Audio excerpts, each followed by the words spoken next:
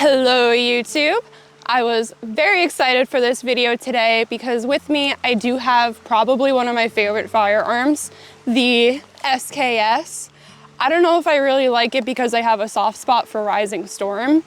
Victory Screech! Yeah! Yeah! Yeah! Or maybe because I get to call it the some ASMR there for you guys. But either way, I hope you guys are just as excited to learn about this as I am to share it with you.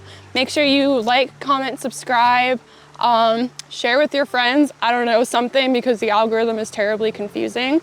But let's get started on her. So the SKS was originally introduced around 1945, literally titled the self-loading carbine of the Simonov system. Simonov being the man who designed its last name.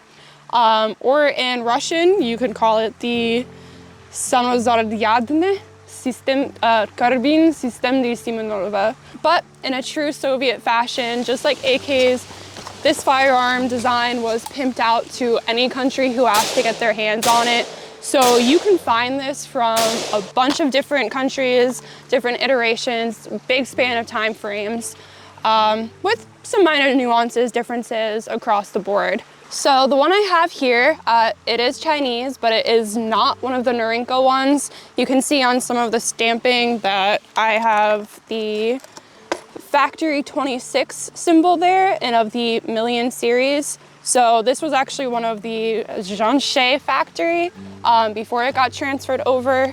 And since it's in the Million series, it's, 1957 was when this would have been manufactured. So the SKS was originally designed to be like a designated marksman rifle, but was quickly phased out because the AK was introduced. Same, but cheaper. So Russia decided that they were going to sell off a lot of their machining and tooling. They didn't need it anymore. They were still manufacturing them, but nowhere near the extent that they were. And China had actually been one of the countries that had largely purchased this equipment. Kept the process mostly the same, but wound up making a few changes to largely make it cheaper, simpler to produce, like changing out having milling parts for stamping them.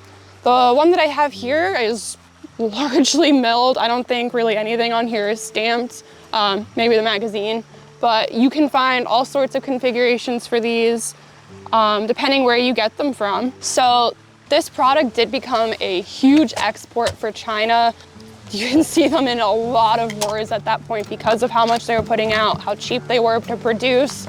Most people associate them with the Vietnam War, but really these became an iconic weapon, which is part of why they're so popular within the community. Unfortunately, they were very well liked until the tragic day that they were locked away, stored in droves, piles of cosmoline, only for them to be left in a neutral country until 20 years later, when someone like me got it luckily imported in and spent hours cleaning the cosmoline off. But we are happy we have them now. So the SKS is a short stroke gas operating system with a tilting bolt, and you can see here that the bolt carrier group is milled out for stripper clips, which are their own level of difficulty. At this channel, we respect all working women. That's not to say strippers are bad, but they are not created equal, honestly. And believe it or not, the high mileage ones actually might be better in this instance. I find that if I load them to maybe 8 or 9 rounds, and I can use that top round to kind of angle down and drive the rest with it to be easier. If I have a full clip, I'm going to be struggling to put them in.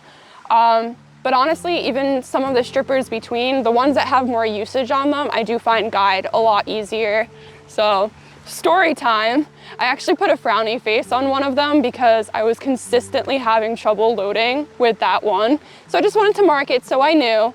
But then I felt bad. I personified the stripper, and then I started using only that one because it was going to be left out. I felt bad for it. And now it works great. Now it is absolutely smooth as can be because it got worked in. So if you're having trouble, maybe just kind of use it. It'll open up. I don't know.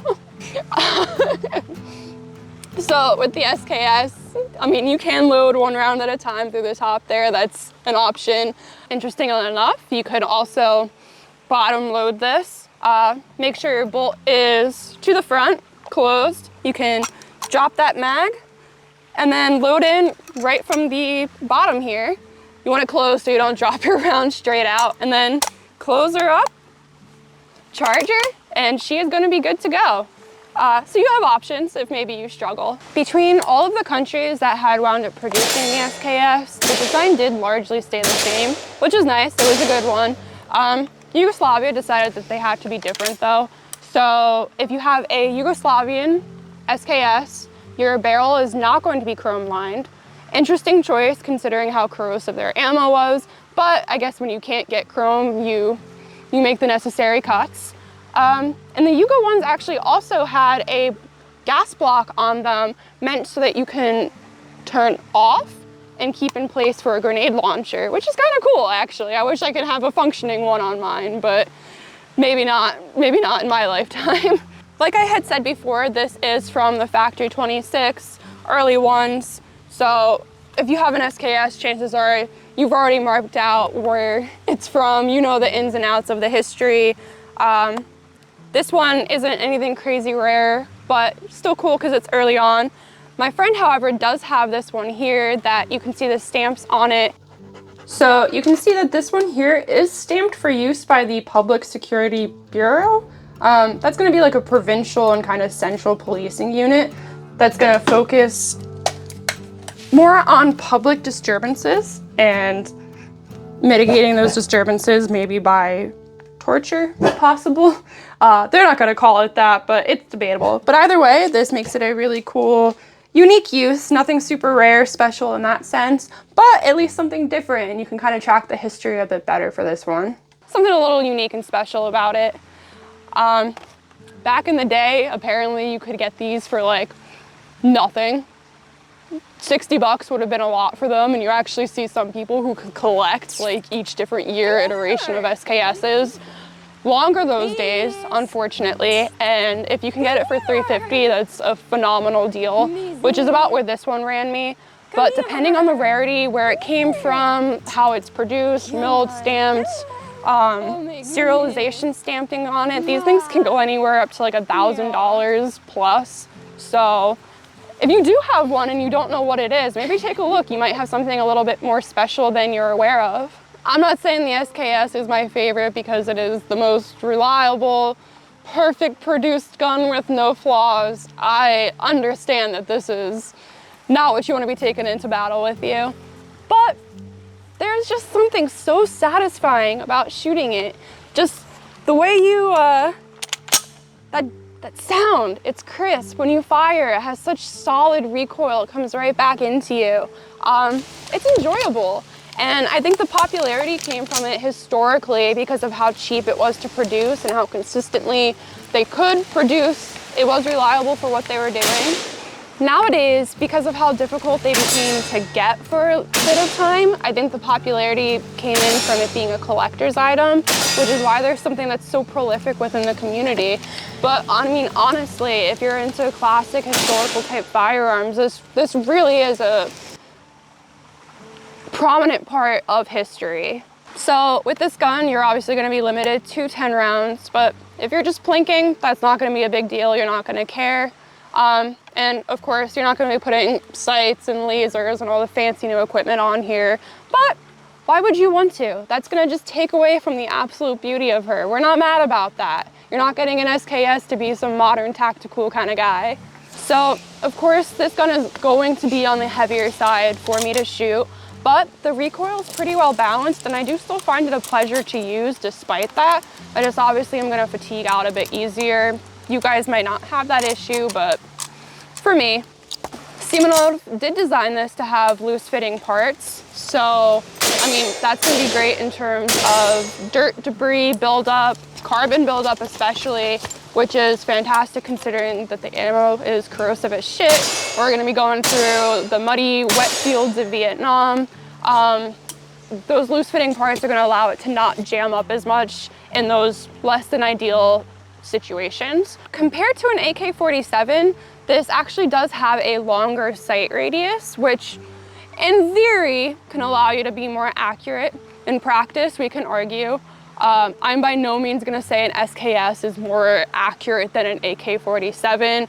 That just seems very foolish to try and make that claim, but it's foolish one way or the other. You're gonna hear a lot of anecdotal evidence of people saying their preferences, and neither is gonna be wrong. There is no missing this beautiful bayonet at the end here, which while this is going to add a very large amount of weight at the end, pretty non-negotiable part of the steez of this weapon. I don't care if it makes me tire out faster.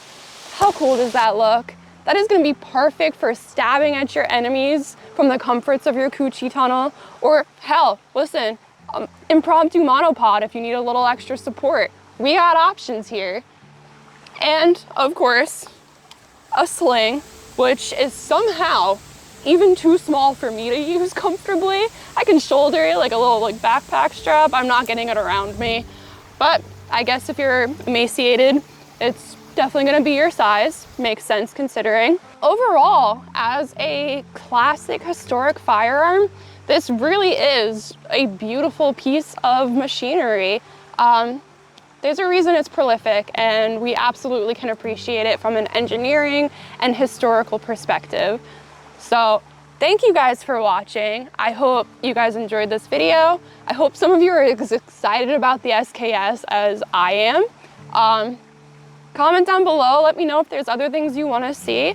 But thank you so much for watching, and I hope to see you guys next time.